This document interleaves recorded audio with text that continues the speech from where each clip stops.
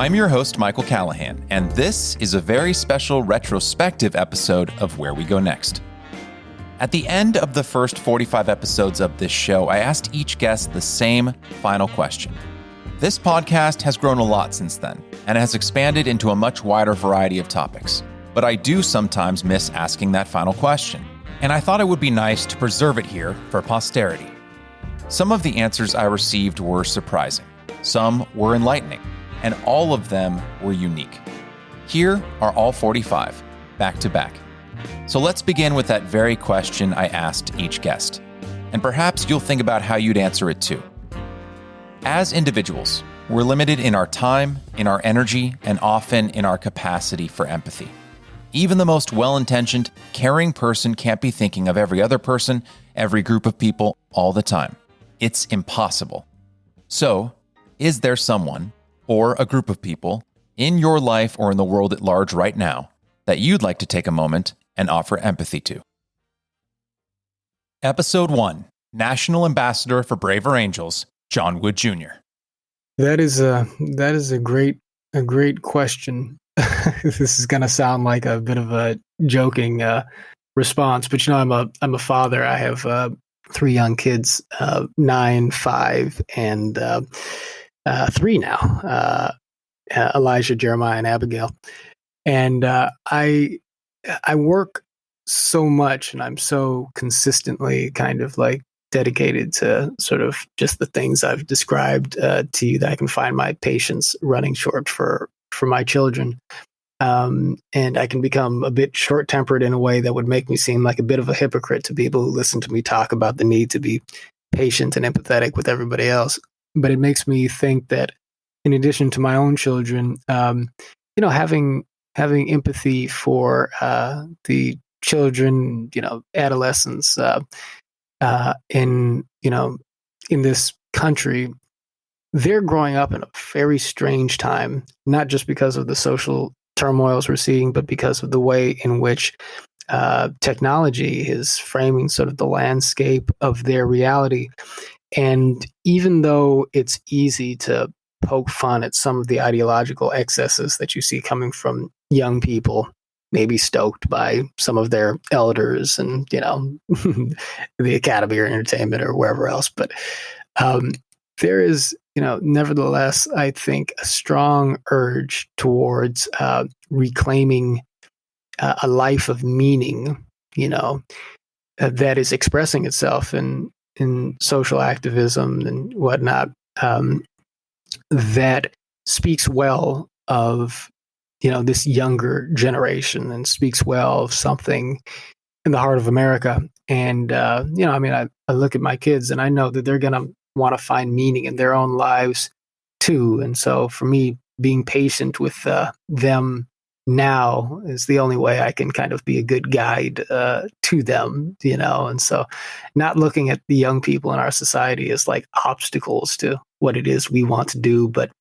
young people are always going to be misguided in one way or the other, just like old people are for that matter. But, being willing to look at, even your most wild-eyed, like young activists and so forth, your niece, your nephew, or whatever, as still being, somebody who is capable of growing, capable of maturing, and ultimately kind of, leading a beautifully renewed nation. That's something that we want to master, the empathy that can allow us to see them in that way. And so, your question took me a little bit by surprise, but that's my honest answer. Episode 2, Journalist Said Jelani. Yeah, I think that I always try to understand, why people feel so. I think particularly people who feel very intensely about politics, sometimes I start to see it as like fanaticism or something like that. But you have to recognize one thing, which is that I think for a lot of people, politics has become a substitute for a religious type of feeling or a familial type of feeling or a communal type of feeling, to where, when I see someone and I think that they are just way too into this, maybe their entire identity has become, opposing Donald Trump, or entire identity has become some form of partisan identity or ideological identity, I have to, I always have to remember that sometimes people are doing this because there's some need that's not being fulfilled for them. Like, in Portland, there have been people who have been protesting and some people have been rioting for 80 days. And I talked to someone the other day who had been reported from there, and they explained a little bit of it to me. And it does seem like a lot of people are doing this because, there's a lockdown, there's COVID-19. They are not allowed to do anything else. They can't go to a concert. They can't go out and hang out with their friends at a club or anything. This is the only thing they can do. And I think for a lot of people, they're just trying to find some meaning in their life by doing this. Even if I find a lot of it to be quite, destructive or undesirable or immature, I have to understand that there's a reason they're doing it. Everyone who's doing something has a reason for doing it. And so it may be misguided. It may ultimately be relying too much. They may ultimately be relying too much on their blind, not seeing their blind spots and so on and so forth. But they have a reason for doing what they're doing. So in general, I think, I tend to have a lot of distaste for people who are political ideologues, but sometimes having the ideology, trying to make sense of the world and having your group or your tribe is a way for you to kind of cope with the fact that you otherwise you'd be very, very alienated. So in general, I think that would be the group of people, I try to reconsider. So Episode 3, broadcast journalist Inaya Folarin Iman. I guess, I the people that I feel really empathetic to is I guess the not just the woke, but the kind of young people involved in wokeness. And I have written about this a little bit. I think,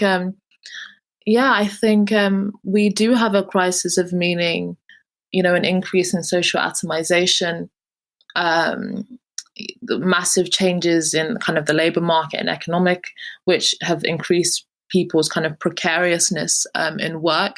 And I think there are a lot of things, about our society that are making people feel that there's something not right.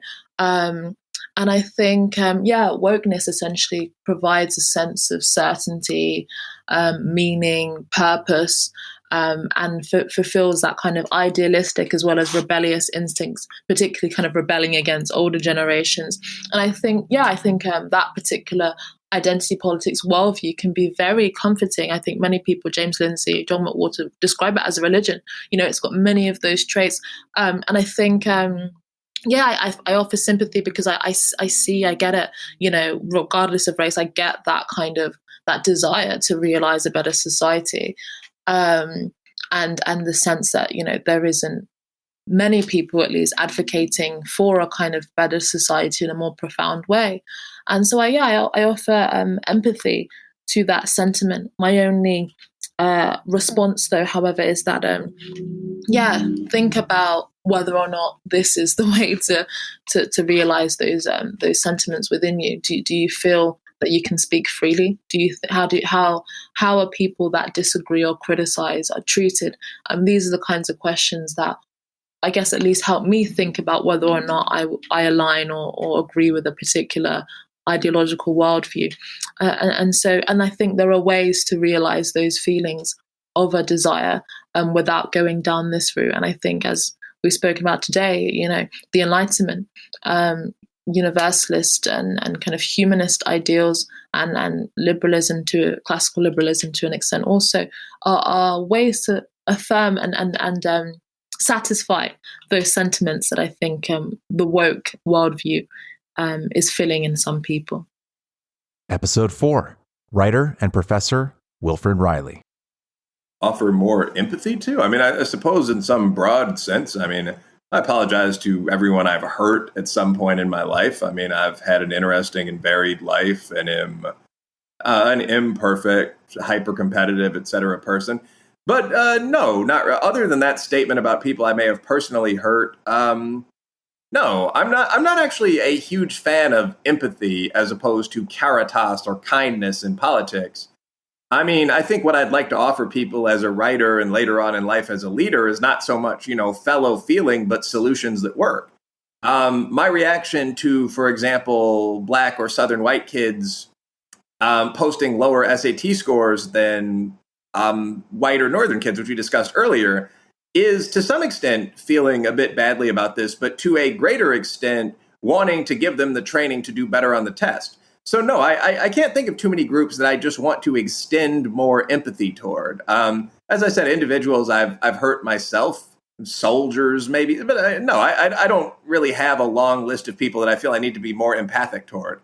I tend to feel that what I owe other people is nonviolence, and I regret on occasions when I haven't delivered that. But I don't necessarily, I can't think of too many people I want to do a great deal more for right now. Feel free to suggest some if you have a favorite charity or something. Episode 5. Professor and researcher Roderick Graham. Native Americans, women, the queer community, and now Black Americans are soaking up all of the media time.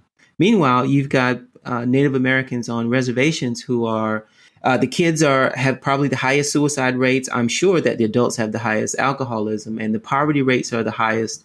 The high school graduation rates are the lowest, and we rarely talk about them. I don't know why that is, actually. I mean, the only time I hear about Native Americans is when maybe there's a pipeline going through their reservation and they're protesting. But outside of that, there are some issues that need to be dealt with. Episode 6. Director of the Narratives Project, Sean Kamak. Oh, what a question. Good lordy lord. More empathy, too. So those kinds of questions can be tricky because if I say just the people with whom I disagree, you'll be able to figure out whom I agree with. Because my strategy, I'm kind of obviously through this conversation, you can tell that I'm a bit of a localist. I think people best live their lives locally, and governments should be modeled on top of that, what I see as a pretty self-evident fact. And I think that empathy is a tricky thing, right? Because there's a lot of cognitive cost in trying to go out and feel something for someone else, which is, at least that's the way that I think of empathy. But maybe what I want to have is a little bit more like respect for those with whom I disagree with and may even dislike. That's maybe what I would want to offer to people. And maybe that is something like empathy, and maybe it's not. And here's the group, actually. Yeah, it just came to me. And it's funny, this is actually a group that I do have some affinity for. Radicals. I really, really like radicals, far-right radicals and far-left radicals. I really, really like them. I find them very interesting people. They're on the fringes of society. They're a little weird and a little wild. And I think they are often hated by the more moderate center insofar as we have one and their own respective moderate sides. But I think there's a great deal of utility for all of us to not disregard radicals, be they far right or far left radicals, and to kind of listen to what they're saying. Because for one reason is that, hey, some ideas we take as self-evident today were once radical. That's a pretty obvious fact. So maybe some of these radical ideas might be useful to us. But also they sort of give you a little bit of context of like the range of human perspectives. If you've never spoken face-to-face to an anarcho-communist, let's say, you don't really know what they're all about and what they're like, and that there's that kind of person. And I have a number of times. Or if you haven't spoken to a far-right, like whatever, neo-monarchist, let's say, as I have, I've spoken to those folks, you won't know that there is that kind of flavor of humans living in America today. Now, I guess not everybody needs to go out and make friends with radicals. You don't have to do that at all because there's a lot of cost to that too. But those are the group of people that I think get a lot of crap on a daily basis and are just rejected from the discourse. And I think that, I am a disgustingly big umbrella kind of pluralist. I am probably more for what people think of as diversity than anyone on the left and anyone on the right. I'm a hardcore pluralist. And I think there's room enough in our discourse, at the very least, for people with drastically different viewpoints to come together to at least discuss. We don't have to go bowling, but maybe we can have a chat first. Episode 7. Writer and musician Angel Eduardo. This might be upsetting to people, but I've been thinking about this in the last 48 hours. I have a lot of compassion for Donald Trump, and I feel that everyone else should too. I should clarify that, I guess, but I find it very difficult to think of a more odious human being.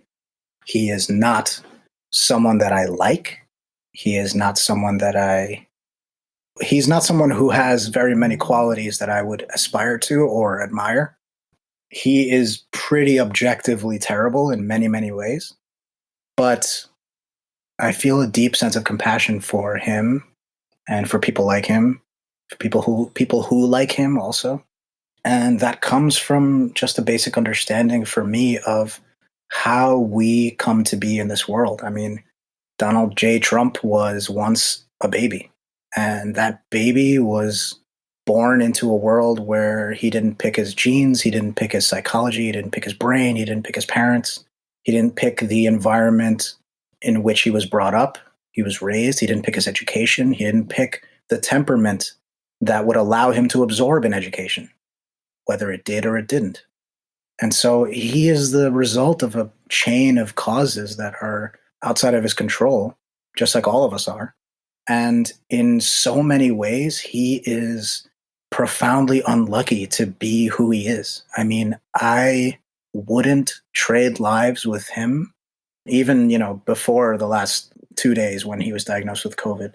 I wouldn't have traded lives with him for anything, because it seems like such a miserable existence. His narcissism, his obvious neediness, his need for attention. There must be this just black hole in his belly, and it must be awful. I feel terrible for him in that way. I do not wish ill upon him. I have a deep sense of compassion for him because in a sense, I recognize that he is just a victim of circumstances, and even his decisions aren't really his decision, because the decisions that occur to him to decide just kind of appear in his brain, and it's just his programming, and that can sound kind of bad, defeatist for people. It could sound kind of fatalist, but I don't see it that way. It just kind of eliminates for me the justification for and reasoning behind hating anybody. I don't hate him. I really don't like him. And I don't like his behavior. I don't like things he says. I don't like the things he does. But hating him just kind of implies that he could wake up tomorrow and be someone else. And I just know that that's not true. And, now, he's sick, and we don't know exactly what his state is. And it could be much, much worse than they're letting on. And, I don't wish death upon anyone. I certainly didn't vote for him and would not vote for him. But as a human being, he is suffering, and I can feel that. And that might be hard for some people, which I understand, but I would appeal to everyone's better angels, if you'll pardon the pun, to kind of see that in themselves. I mean, here I am. I'm an atheist telling people to love your enemies. But it's because that principle, that fundamental principle, is so important. And, if you could feel compassion for him, then I think you're in a pretty good place. If you can do that, you'll be much more likely to be more compassionate with, the guy who cuts you off in traffic. Episode 8. Writer and YouTube host, Brittany Talissa King.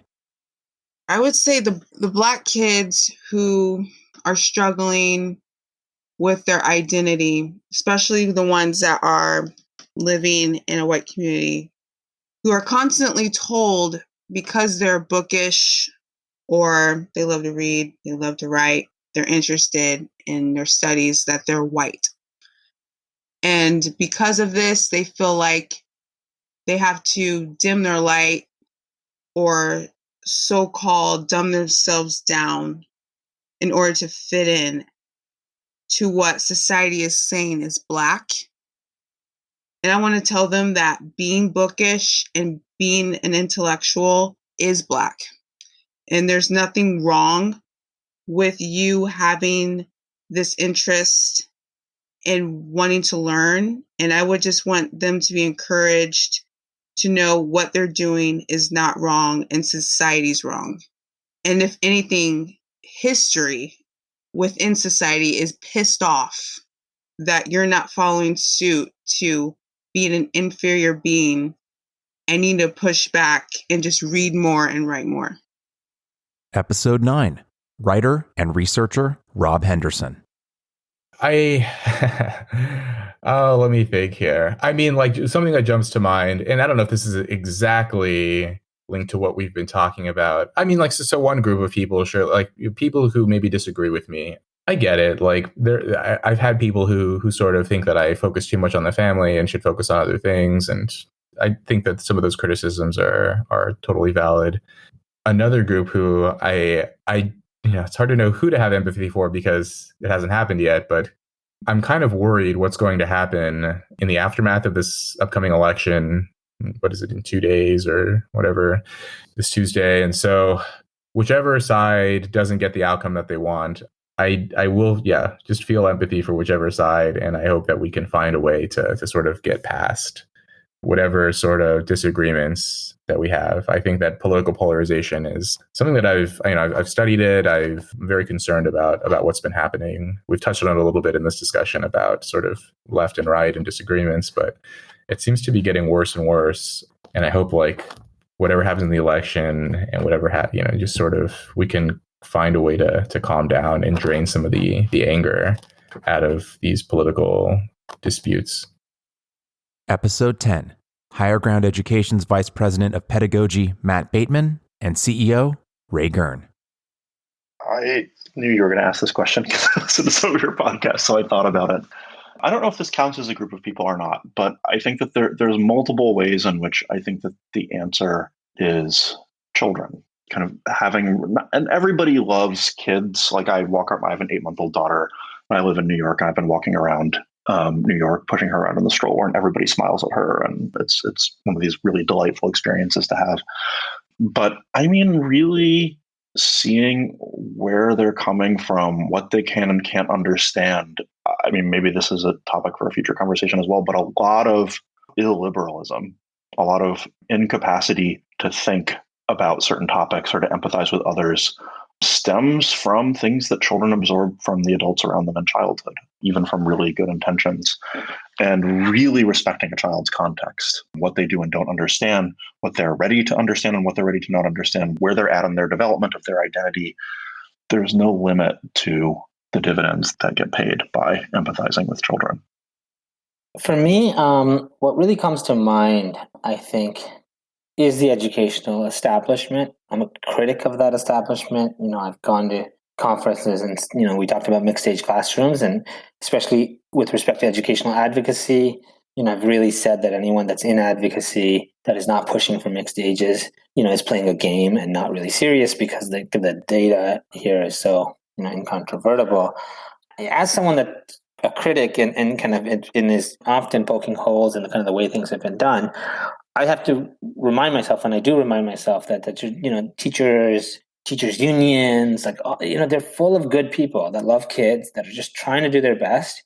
And kind of my, my place that I return to reorient myself is the conviction that it is ideas that move the world, and that people are in grips of ideas and intellectual frameworks. And that if you don't really kind of take that view, you end up becoming cynical. You end up, if you believe that hypocrisy, is a force in human history, right? Or like the things that drive us one direction or another are not really at the level of ideas, but at the level of personalities. You do, I think, end up seeing the person that's opposing you as, in a sense, the enemy, or as the person that you have to topple. Whereas if you go to kind of like, what ideas explain this? Like, what intellectual errors explain this view? You just end up having a charitable and much more empathetic view of people who you disagree with, just because, like, we're all trying to figure it out. And I think that, not that everyone is good intention, but most people are. And I have to do some work, and I try to do so regularly to remind myself of that, because I've just such skepticism of the current conventional educational system, public and private, and the ways in which it's, I think, not meeting the needs of children, that I think deserve a lot better. Episode 11, Writer and Speaker Alexandra Hudson. Yeah, it's a beautiful question because it's a reminder that empathy starts at home and it starts in the small ways. And offline, you and I had exchanged about an essay I wrote about Aristotelian habit making and the importance of creating habits that are pro-human and pro-dignity. And even if that means being respectful to technology and shouting at Alexa can form a bad habit of us making decisions like, oh, is this a human or a person or a dog or technology, and deciding who and what we're respectful to can be a habit that in the long term can be counterproductive and harmful. And so the habit of empathy and sympathy is something that we can cultivate in our everyday. My husband and I welcomed our son into the world back in March, right as the world shut down. March 12th is his birthday. He just turned 8 months old. And seeing the world through his eyes is the fundamental lesson in empathy, where it's like just the wonder and the curiosity and just the beauty and the innocence. And looking at that, it does give me hope when looking out at the world today can breed a lot of resentment and cynicism. And trying to nourish that disposition is really something that has been nourishing to me. And I love thinking about this metaphor of cultivating our own gardens, just making those practices part of our daily lives so that when we are tested, when we are confronted with people that we don't like, we have that inner reserve of empathy and graciousness that we've been building up during this time of empathy building and training. So, yeah, thank you for that question. Episode 12, fashion stylist and cultural commentator, Aisha Akambi. This is probably a really random one, but I guess it's something that's quite close to my heart. So in Nigeria, there are a lot of young people from as young as, 7 sometimes, who work as what are called houseboys and housegirls. Essentially, these are servants, and they can be treated in all kinds of awful ways. And that situation, and it's a very common practice all over Nigeria to have, they're not always young, sometimes they're of age, but often they're not too. And, they get treated terribly. It's almost like a form of slavery. And so I would like to offer empathy to anybody in that situation. People in that situation are individuals that I think about a lot for some reason. So yeah, I think today I'm going to extend my empathy over to anyone in a situation like that. Episode 13, nuclear engineer Nick Turan. To keep it topical, I would like to offer empathy to anti-nuclear activists of today and of the past. I think in general, they're very well-meaning people who are trying to protect the world and establish an identity in a way that can, be towards something they really believe in. And they've, for various reasons, decided that nuclear technology is what they want to be fighting against. This has certainly caused plenty of problems for the effort that I've been trying to do, which is, of course, climate change with nuclear technology. But I do feel like trying to bridge that gap would be really interesting and sort of establish a common understanding. I mean, the environmentalist nuclear technologist is pretty common these days. A lot of people like me got into it because we wanted to help climate change. And so I think it'd be nice if maybe pro-nuclear people like me could actively express more empathy to that basic group of people and see if we can reestablish some trust. We're in it together. Episode 14, writer Siddhaka Huja. Someone I would like to offer empathy to. It's a very good question. I would like to offer empathy to basically the working class in India that may better or for worse be affected by the policies that come forward, and empathy towards the working class and the sort of subaltern of the West, which have been affected negatively by all of these policies and are derided by the people who claim to want to represent them. So I think I empathize with them, and I see where they're coming from, and I see why they support the policies they support, and I see why they need, I wouldn't say need the help because I'm not trying to sound like a paternalistic person, but why it is time to listen to them. Episode 15, geneticist and cultural commentator Razib Khan. I will offer empathy to all the people I have needled and prodded and poked over my lifetime with my heresies and blasphemies, because I have issues with empathy and I am way too amused by myself. And what I need to, as I get older, what I need to figure out is put myself in other people's shoes, I guess. I'm a trickster. I enjoy my jokes and I enjoy the absurdity of the world. And yeah, it's fun for me, but sometimes absurdity can cause hurt feelings. And I need to realize that matters. That matters in the world. Episode 16, Theory of Enchantment founder, Chloe Valdery. Oh, what a great question. I would like to offer empathy to Ibram Kendi. I think that Ibram Kendi experienced a great deal of hardship and persecution and identity challenges vis-a-vis identity growing up, especially if you read like some of the things he experienced that he talks about in his book. And I understand what it's like to experience, I think, a loss of groundedness with oneself, and what it's like to experience a crisis of meaning, and what it's like to experience cognitive dissonance. And it's really hard. It's really all encompassing when it happens. And I recognize that this is something that confronts us all as human beings. And so despite, what has come out of that for Ibram Kendi, despite the fact that I disagree with many of its, many notes of the song that he's produced, I empathize with the tragedy that has been a part of his life. Episode 17, American Conservation Coalition's Vice President of Government Affairs, Quill Robinson.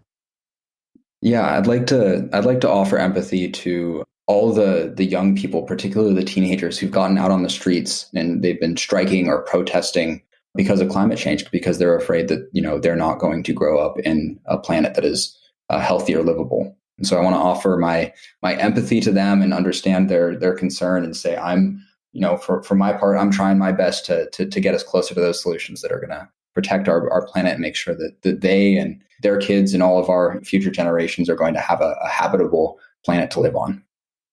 Episode 18, writer and filmmaker Jay Shapiro. I love this question. It's a nice one. It reminds me of a Mr. Rogers thing where he would ask people for like 60 seconds to just think of someone who helped them get to where they're trying to get to.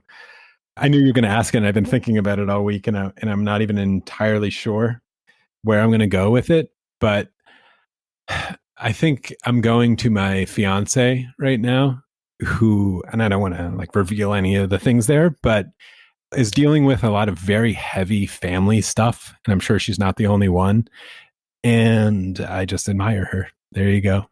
Thank you for sharing that. I think it can be easy oftentimes because of everything that's going on in the world over the last year or so for us to forget that people are going through a lot. Yeah, I kind of want to give it to everyone in the world right now. Do you know what I mean? Like, it's been tough and COVID's been tough. All the stuff that I said at the beginning that might have sounded weird about like looking at yourself in the mirror and getting the filters out of the way. My fiance is really good at it. And so I learn a lot from her. And she's patient with me too sometimes when I'm not so good at it. So that's where my empathy goes right now. Episode 19, motivational speaker and author Rockman Wangozi. Oh, wow. So many people. One, we can just start off with everyone who've really been negatively affected by COVID and the lockdowns. I've been very fortunate to keep my job. I've had to outlay extra resources to help family members and friends stay afloat, but that is a privilege that I have enjoyed. And I understand that not everyone has had that opportunity. So I have a deep well of compassion for the struggles and the anxieties that come with these situations. And so I would love to extend the wisdom of my experiences to know that this pain in the moment, it goes away. As that old campaign, it gets better when you just put one foot in front of the other and just keep working at it. Life changes when you do things with integrity and honesty and you put your heart in it. It takes time, but the dividends pay out. And so just people really negatively affected by all of this, and that's global. I would like to say to the Uyghurs in China, that's something that percolates across the Twitter feeds and, well, what about China and what about this and everything like that. And I will take this time. I don't know enough about their situation. And I think that's part of a problem. I think this world has experienced far too many genocides and just atrocities that way. And we always say that we're not going to do it again. And then the next time it comes up, we're going to do something about it. And it happens. And then everyone gets paralyzed and forget what it is that they said they were going to do. I don't have any answers for the Uyghur situation. And I wish that I did, because for all intents and purposes, it seems that these people are just living their lives and they have a government that views them as an enemy and is unbound by any sense of morality or fairness and is using them for its own purposes. And so I wish that there were more conversations about them and more ideas about how we as the global community can help them in their situation, whether it's the Uyghurs or the other dozen or so genocides that are going on right now, right? These things are happening all the time. I also want to give a special consideration, and this may sound weird, to the disaffected Trump voter. I think these last couple of years have been very trying for everyone. And I know that this loss and all the things that have happened seems to be touching on a lot of fear and anxiety with people, particularly, let's say, very specifically, the white working class people. That seems to be the group that, I shouldn't say for whatever reason, but that's a group that feels that no one is listening to them, right? And I want to sort of extend to them the olive branch or the understanding that, not in a condescending way, but welcome to the club. This is how Black people have felt for a long time. This is the impetus behind feminism and women wanting to be heard and more rights, and Asians as they are learning to find their voice within our social structures, and Hispanics. Welcome to the rest of us. I don't say that condescendingly. I'm saying that with open arms, because we all are experiencing the negative effects of marginalization, indifference, stereotyping, various isms. And I think that we all detect something rotten at the core of this country. And not just this country, but our culture and how we've designed it and how it doesn't seem to be working for the average of us. And so when I say welcome, I'm saying welcome to the rest of America. Let's all, in our Americanness and our sense of fairness, see how we can better structure our communities and better structure our societies to uplift ourselves, to take care of those who maybe need a little bit extra help and consideration over these very common things that come up in life. So I want to extend some compassion and consideration to them, because it seems that the disaffected Trump voter is feeling a lot of pain and anxiety about what the future will hold. And it's like, it doesn't have to be scary. It will be challenging, but there's opportunity in the challenges. And if you believe in yourself, and if you do things again with integrity and honesty, and if you are surrounding yourself with people who love you and care about you, and the reason why they love you and care about you is because you love and care about them.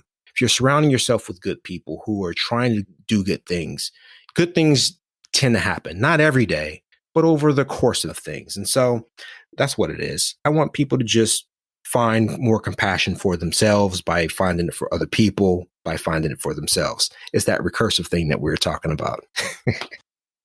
Episode 20. Humanistic psychologist and author Scott Barry Kaufman. I really would like to offer empathy to African Americans in the United States right now who particularly feel as though they aren't being appreciated or being seen for their full humanity. And it's interesting because I say that genuinely and not there's a million different motives one can impute on someone who makes a statement like that today, like, oh, you're just being woke, or you're pandering to the woke mob, or you're doing virtuous virtue signaling, or there's a million different ways to reduce what I just said to some caricature.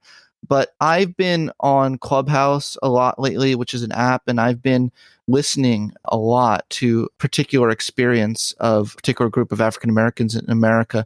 And when I hear them and their experiences and how they still don't feel safe in our country, it breaks my heart. And I think we need to be listening to each other a lot more. But in particular, I would like to explicitly extend that empathy in a way that I don't see it extended in a lot of my intellectual circles that I swim in these days. Episode 21, Executive Director of Rights Behind Bars, Samuel Weiss. That's a good question. I do have, I think, a predisposition towards empathy. That sounds self-aggrandizing, but I don't mean it to. I think sometimes it's negative. I see the other side of things that are really one-sided. I sympathize with people who maybe would benefit more from a harsher reaction from me instead of sympathy. But that has driven me into this work, is the idea that it's not hard for me to work on behalf of people who have made really serious mistakes, but are being treated inhumanely. I don't have to overcome any cognitive dissonance. I think that's just the way that I'm wired.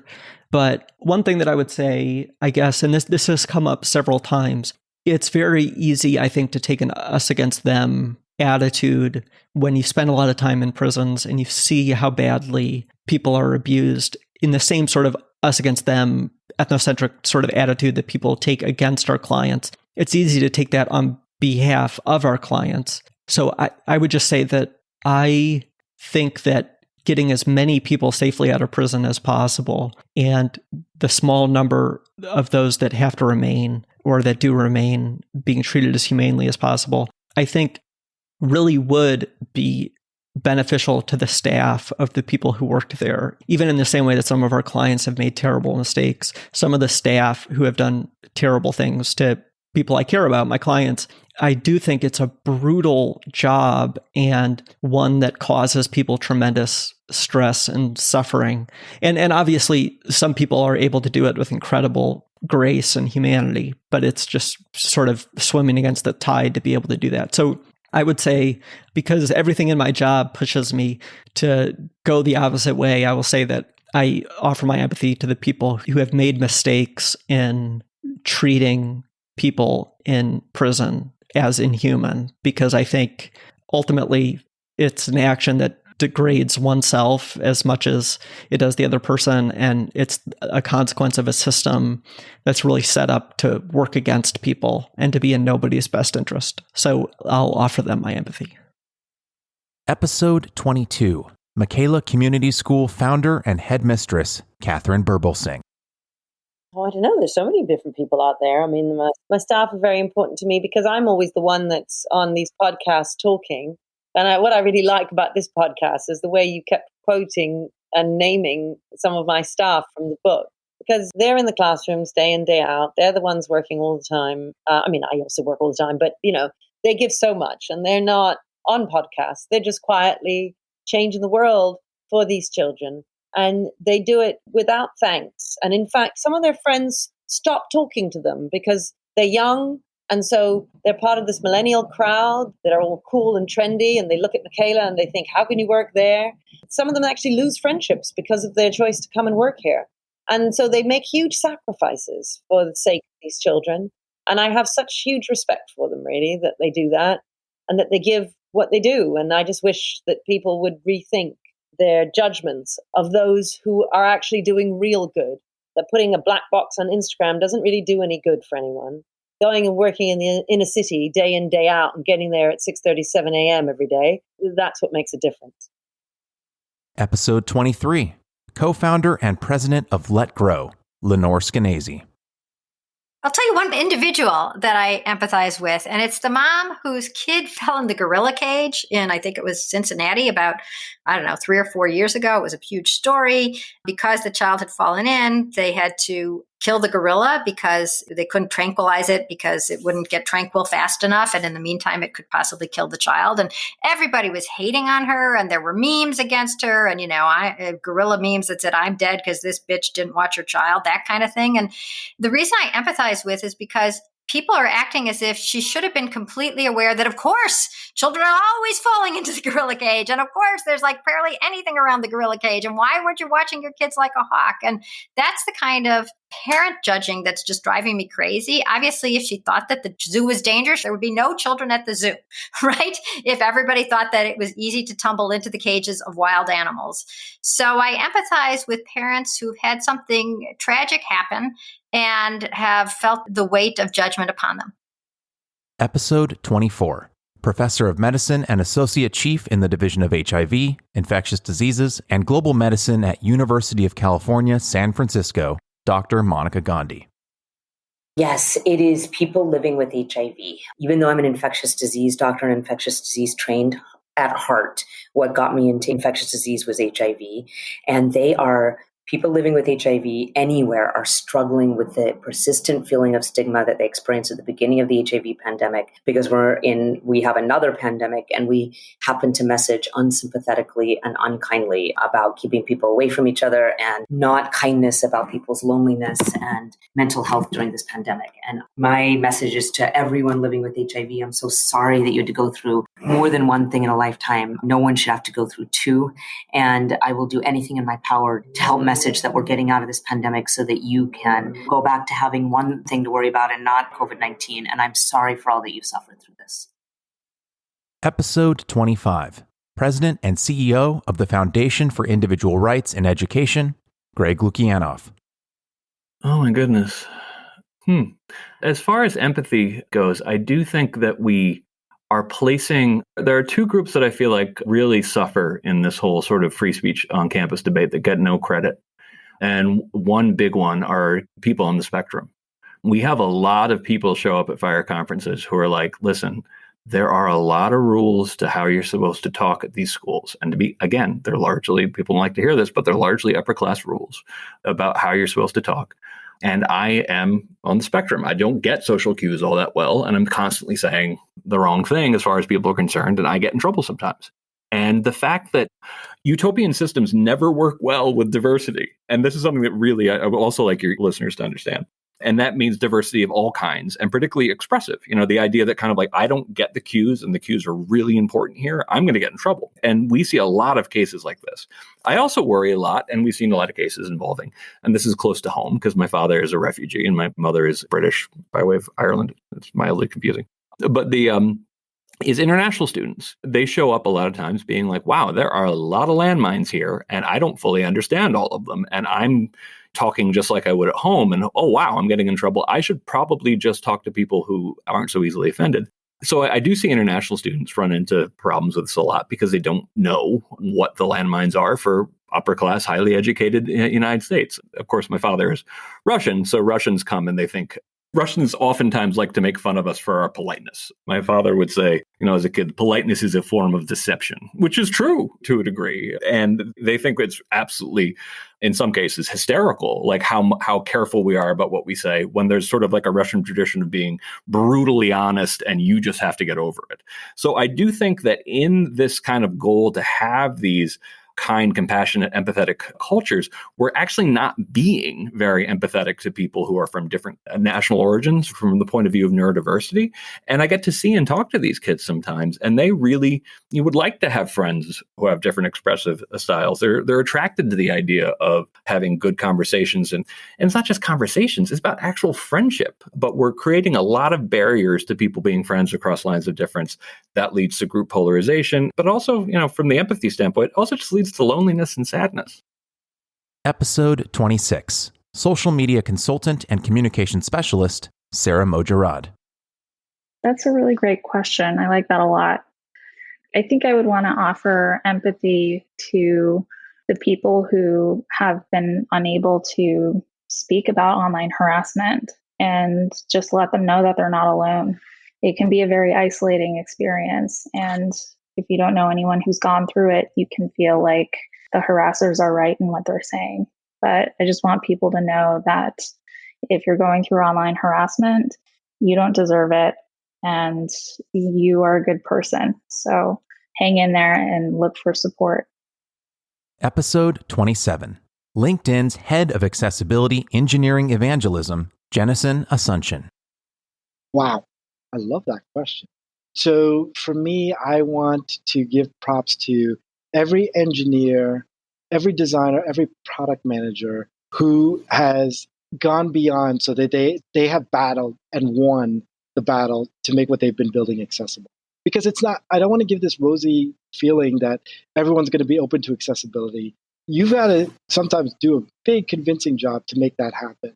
And some people have gone to great lengths and had really difficult conversations in order to get accessibility the priority it's gotten. So for anyone who's done that and who has had that difficult conversation, but who has won and ultimately made that product accessible and usable to a wider group of people, I salute you because I know it's not easy. Episode 28. Writer and filmmaker Jay Shapiro.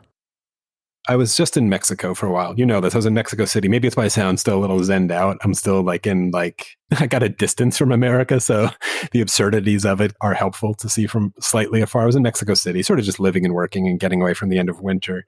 And I want to give the reminders of our place in the world. We've talked a lot about sort of America as a place in the world and my experiences traveling and foreign relations and all this stuff. There are a lot of people in this world who are not nearly as lucky as we are. I literally, when I landed in the airport, still on the plane, fired up my phone in North Carolina and made an appointment for my vaccine and got it 2 days after I was home. My first shot. I'm halfway vaccinated now. And in Mexico, just over our border in Mexico City, where I was, which is beautiful, by the way, if you've never been, they have no idea. And also the information is pretty crummy there. There's waiters literally wearing goggles and face masks and spraying you with holy water when you go to a place. And some of this, I'm sure, is sort of a social signaling, but some of it is also misinformation. And who knows what that place is going to look like. But speaking about privilege, and we've talked about tribalism within America a lot in our racial conversations and problems and histories and all that kind of stuff. We're doing okay as a country. And regardless of our problems or if we're declining or not, which I think we probably are, but it's easy to forget how there are massive groups of people. My friends in Uganda, I could be pointing to here, but I'm just waving a wand right now at all of the people in countries that are not nearly at the pace or scale of economic and infrastructural development as America is in technological development and communication, where they have no idea when they're going to get out of this thing. And they're really genuinely struggling. And that's it. Episode 29. Host of the Embrace the Void podcast, Aaron Rabinowitz. I've been doing a lot of trying to continue to maintain and cultivate empathy towards what I would consider the kind of rank and file anti-woke. I think that there is a lot of taking advantage of people's genuine anxieties and bad experiences by the leadership of that particular movement. And I actually, I'm for cultivating empathy for everyone. So I have empathy even for someone like James Lindsay. I imagine it must be awful being inside of his head. But I really want to help try to encourage people in my world to have empathy for the individuals who get sucked into those ways of seeing the world and have them understand that I think a lot of them are coming from a genuine place of they did really have a bad experience or someone did a wokeness towards them in a way that was really bad. There's a lot of lazy woke takes that go on out there in the world when it's really unfortunate, and I'm not surprised that it turns people off. So I want to have sympathy for all of the people who are wrestling with conspiracy theories, broadly speaking. I think the past year of everybody being trapped inside has likely wrought a lot of harm in terms of making people more susceptible to a variety of conspiracy theories. And as we work to try to untangle that impact, I think we have to really, really remember those people got there from suffering and bad luck, and we want to help them to find better luck and reduce their suffering. Episode 30. Author and investigative journalist Amanda Ripley. I love that question. God, there's so many. I have to just choose one. Is that the rule? I've been feeling a lot of frustration lately with a group of people, and it's been making me think that I'm probably not being fair And it's probably much more complicated than I'm allowing it to be. Just the level of righteousness that I've started to sometimes feel about it makes me a little suspicious. So I would like to be more empathetic towards teachers and teachers unions who don't want to reopen schools, because I find this really heartbreaking for lots of reasons. And it's easy for me to kind of just generalize about this huge group of people, again, most of whom I don't know and will never meet. And to remind myself that there's a lot about the year they've been through that I don't understand, and also about the many years before that, because there's profound distrust in our country between a lot of unions and teachers and management. And that's a big, big problem that predates the pandemic. So I want to have more empathy for them, and also for journalists would be the other one, because I sometimes feel really frustrated with my profession that it's not changing to adapt to what the public is telling us. And again, it is easy to say those things when you're not in it. I'm like a freelance reporter and author, and I'm not in it every day. So those are two groups that I would like to try to be more humble about and show more empathy for. Episode 31, Molecular Biologist, Dr. Alina Chan. Yes, it's virologists. So the scientists who are in this bind right now of struggling to think whether they've been right all this time, that viruses spill over from nature all the time and we should be on the alert, or maybe that one of their own made a mistake so bad that now millions of people are dead. So I don't think that they should be penalized. What we really need to do is to remove the blame so that we can have a very productive conversation about how to move forward in the future. So I understand the fear that there will be a huge wave of hate coming from the public if this is ever found to be originating from a lab leak. But even in this current moment of uncertainty, I want the public to remember that this was not intentional, right? So this was an accident that no one really predicted. So I have the most sympathy right now for the scientists who are in this bind of whether was it really like a mistake that one of us made and now millions of people are dead. Episode 32, writer and YouTube host, Brittany Talissa King. I think there's a group of people who, I know many people in this group, and I say that with heavy quotes, that are the well-meaning people we keep referring to who really just want to do good, just want to be good people. And they've been told these are the things you need to do to be good. And I feel like because we're human and we have intuition, instincts, like sometimes we know when something's off.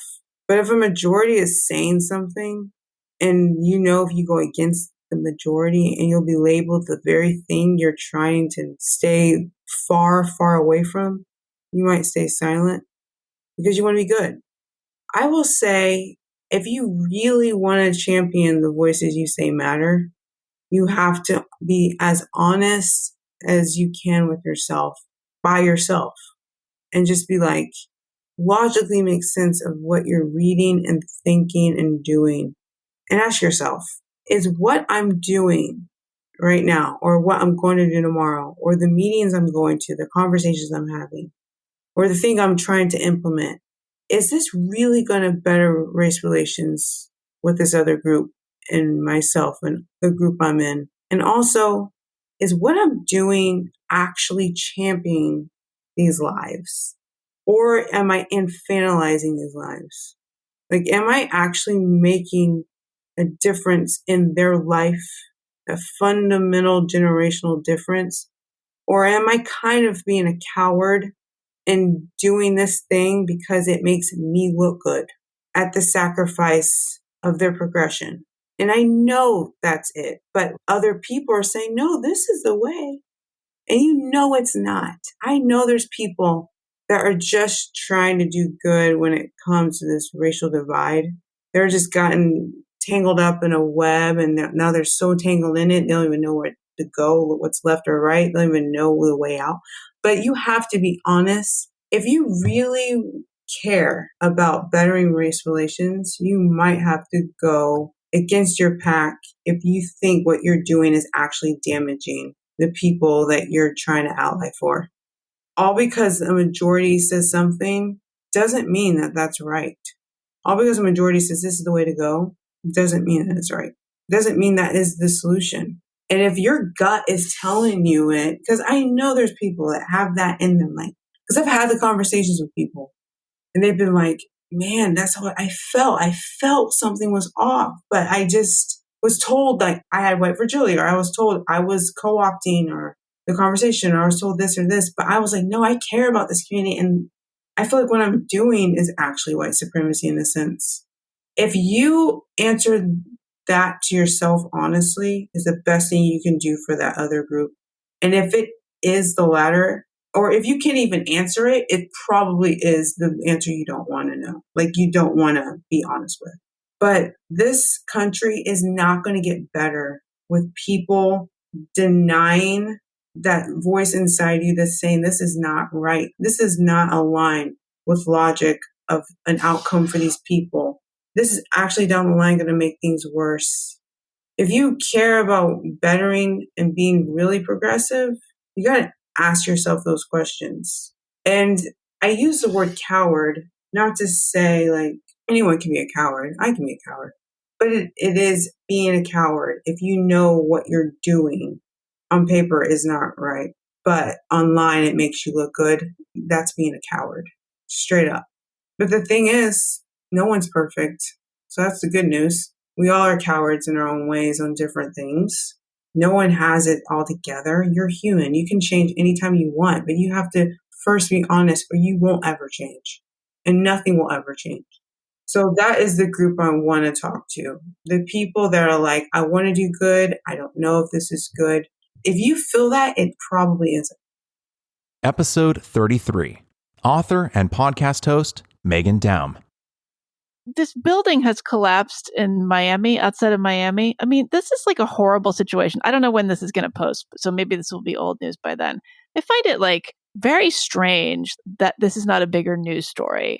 There are hundreds of people going to be dead from this. It's a really horrific thing that has happened in Florida with this condo building that has collapsed. There are at least 100 people missing. I would imagine that means they're buried in the rubble. And the story is like kind of getting peripheral coverage for some reason. So I guess like my answer at this moment today would be I would offer empathy for anybody who is directly affected by that situation that feels maybe a little unseen for any number of reasons. It's like it's a really, really massive catastrophe that we don't seem to be talking about for some reason. So, Episode 34. Emergency Medical Physician, Dr. Hassan Gokul. Look, it's right now, I feel truly concerned, worried, and I would love to have an opportunity to have further conversations with those who feel fearful of the vaccination. We're in Texas. Texas has a relatively low immunization rate of the COVID vaccines compared to many of the other places. And it's so easy and it happens so much for people with education or certain political leanings to vilify the other side. And it's time to actually say, hey, listen, guys, there's reasons why people believe what they do. They have fears. They have things that we're fortunate we don't have those type of fears and stuff. And it is very important for us to make bridges through and try and be on the same page rather than just make someone feel down or look down on them for having made certain choices in their lives. And that's really all. Episode 35. Filmmaker Nadia Gill. That is such a great question. I would like to offer my empathy to anybody who feels like they have something to say out in the world, but no way to say it, that they have a point of view that isn't heard. I think that comes from both sides, and it has to do with everything that we're talking about and why we're even fighting over who can tell whose story, because it already originates with this idea that people don't feel they've been heard, right? And they want to be heard, and they think that being heard will lead to change. And so my empathy goes to anyone who feels like they haven't been heard. I think that includes unlikely characters who are starting to speak up now, maybe in more subversive ways and feeling the heat. And I think it goes to people who have done the work for a long time and have paved the way for people to speak up. Episode 36. author and founder of the Moral Courage Project, Irshad Manji. I can't believe I'm saying this, but I will. Oh, my dad. My dad, with whom I haven't had a relationship for a very, very long time. And he's getting on in his years. And, I'm going to be flying back to Canada shortly to see my family. My dad is not part of that household. And I was thinking to myself the other day, if I saw him at a family barbecue, for example, would I approach him? And I think for the first time in my life, I'm resolved to make contact with him before too long. And I've already got, intellectually speaking, the empathy to understand that his violence towards his daughters and his wife is the language that he knew how to speak, the only language he knew how to speak. But it's intellectual empathy.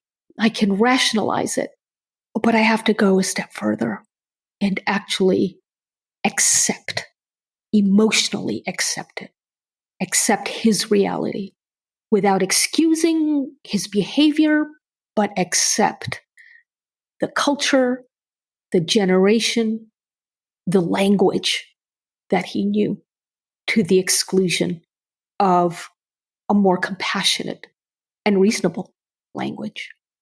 So, yeah, I'm surprising myself when I say I want to and need to develop authentic empathy for my father. Episode 37, criminology professor and former Baltimore police officer, Peter Moskos. I've heard you ask that question to your other guests, and I was like, oh man, I have time to prepare. And then I totally forgot. Unrelated to anything we have spoken about, I would say right now the people to have empathy for are refugees and asylum seekers from Syria and Afghanistan. They need our help, and we're not giving it to them. And that's a shame, because nobody benefits from not giving them help, not us, not them. I would focus on that. Episode 38, Director of Digital and Storytelling at Braver Angels, Monica Guzman. I want to offer empathy to everyone who feels unseen and misunderstood. I think I've learned a lot about that experience lately, and it can happen for so many reasons.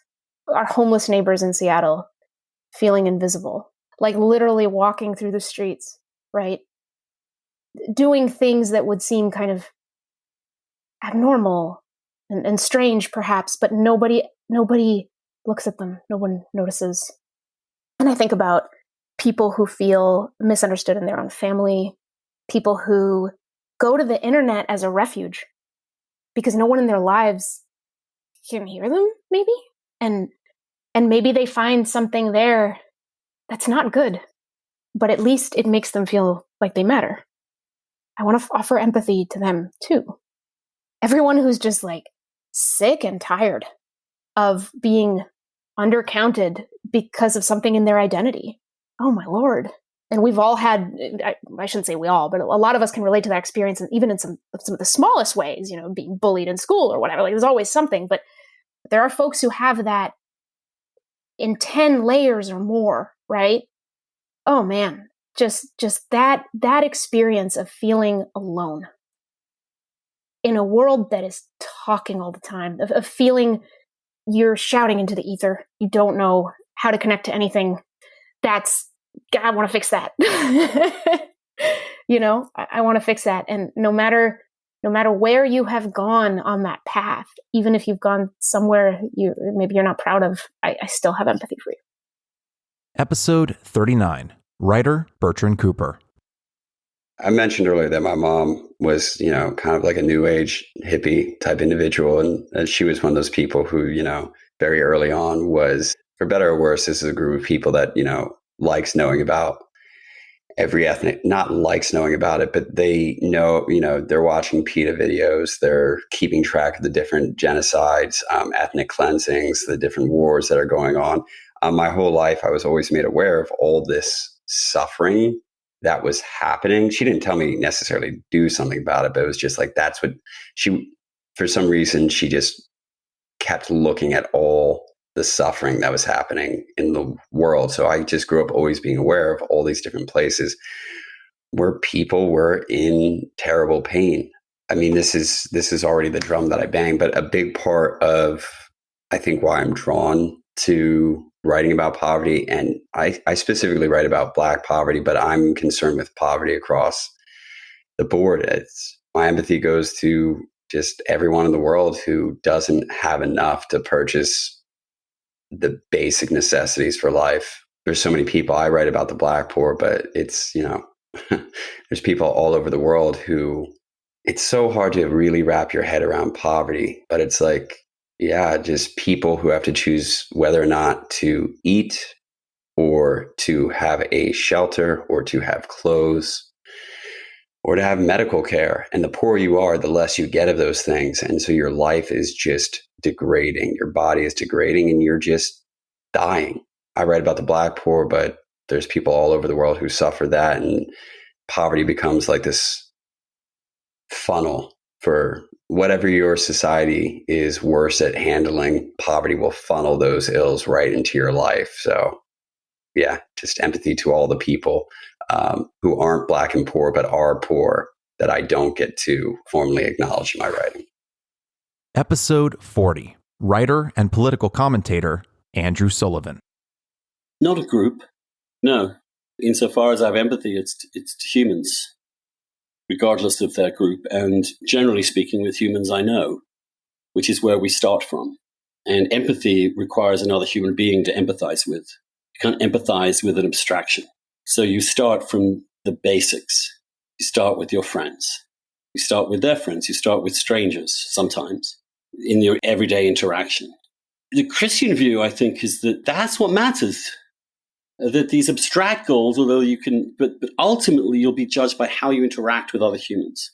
Who did you take care of? Who did you listen to? Who did you make way for?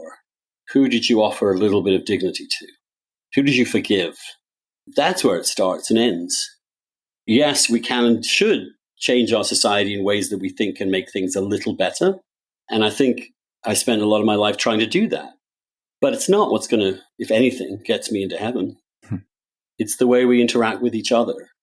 And that's what I get from the Gospels. And politics is not a field in which that comes easily. It can be, of course, you can develop friendships and all, but that's a different question than political movements. So that's what I would say. Episode 41, criminology professor and former Baltimore police officer Peter Moskos. I'm going to give the same answer as last time because I still believe it.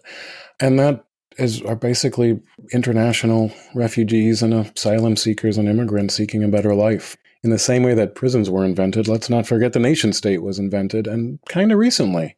The idea of separating people by arbitrary borders. People are in unfortunate situations, not because of choices they made, but simply because, a war started in their village, because they, had to leave because they're afraid of getting killed or just starving.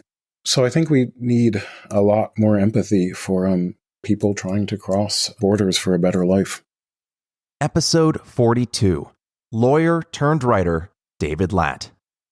That's a very good question. And knowing that is the question, I should have actually thought about it more in advance. But honestly, I would offer empathy to the people who are on the other side of me in this debate. I think that people who do feel genuinely hurt and offended by certain comments, I can understand that. I really appreciate that. And I can understand why those things would be hurtful. And a lot of times when I'm writing, I try to think to myself, well, how would I feel if I had received this message? And I was convinced that this person had a racist intent. It's very hard for us to transcend, again, our own upbringings and backgrounds to overcome our preconceived beliefs or our prejudices or our priors. And so I do try to be empathetic towards people on the other side of this and imagine and think back to situations where I was so offended by something and felt that it was incumbent upon the other person to apologize rather than for me to try and explain it to them. So I think we all just need to be a little bit more understanding, and that will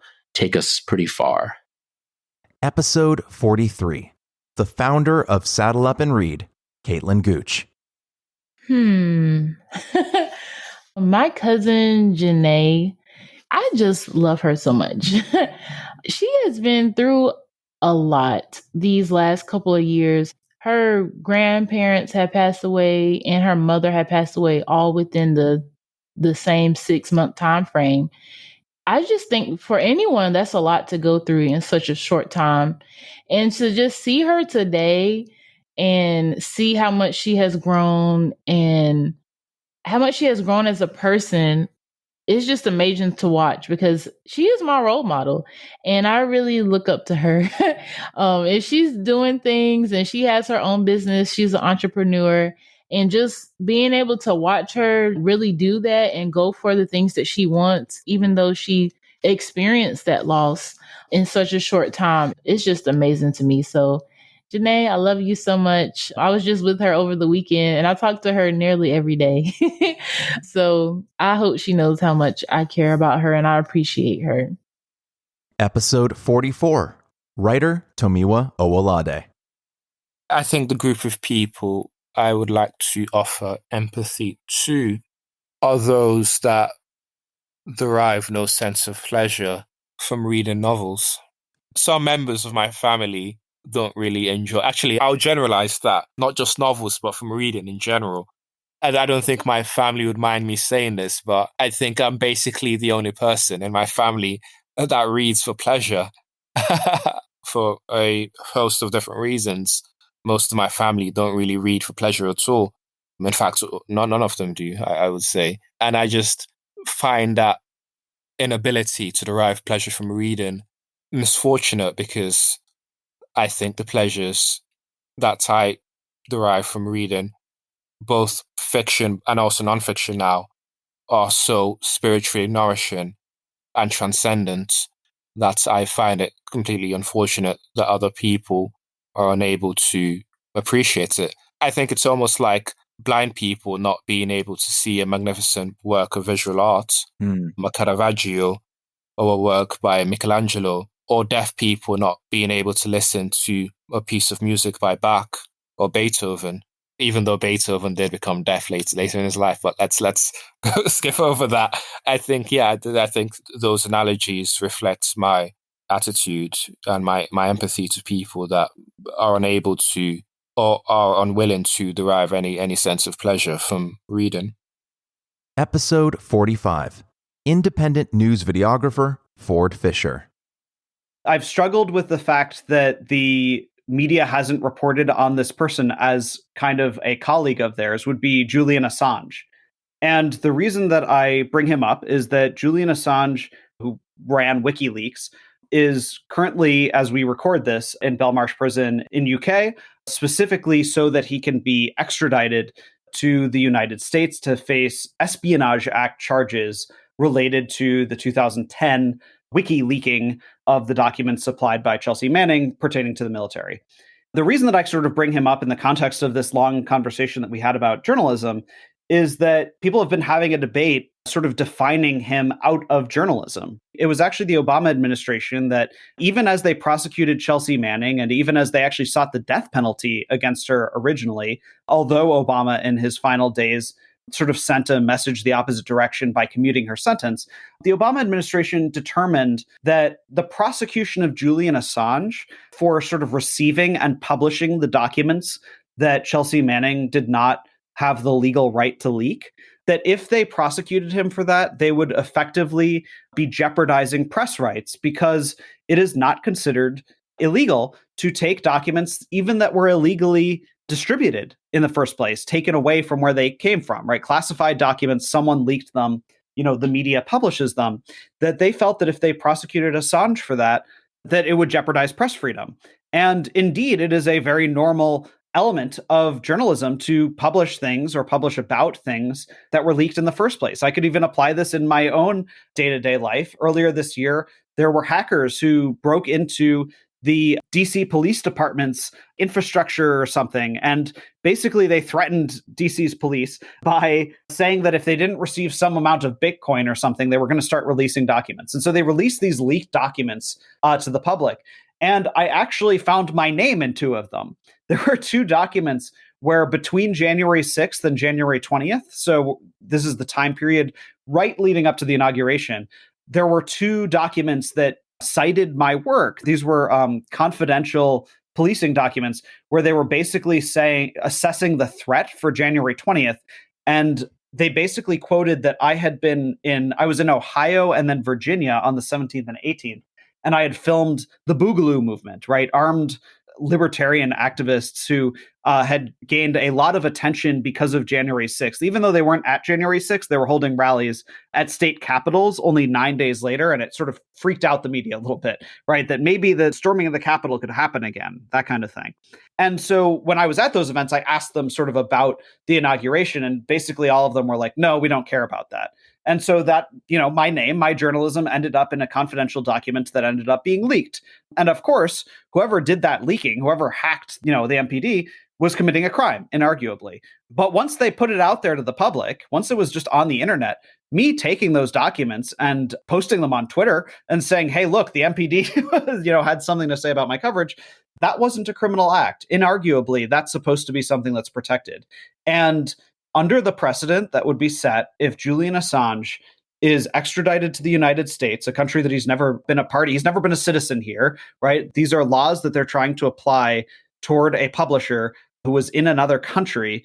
If he gets extradited to the United States and then is indeed convicted of those crimes, it would set a precedent that would jeopardize completely normal activity of journalists. So I would say that something that's alarmed me is that a lot of the media seems to be hesitant to describe him sort of in the terms that I just described. I've been pleasantly surprised when I've seen guys like Tucker Carlson and like Rachel Maddow actually describe that kind of precedent. But when I've looked at things like the Committee to Protect Journalists, when they do their annual list of detained journalists, like they don't include Julian Assange in that. And so I would just say I'd remember who he is, but specifically why he is being charged, right? People can believe that he's a bad guy for one reason or another. And I wouldn't even consider it really my place to, argue for or against him as a person or his actions. But in terms of the legality of his actions, the reason that he is being prosecuted has huge implications for press freedom. Thank you for listening to Where We Go Next. I am so grateful to the guests who joined us over those first 45 episodes, who shared their knowledge, time, and empathy. And I am grateful to you for supporting the show. So wherever we go next, I certainly hope you'll be there too.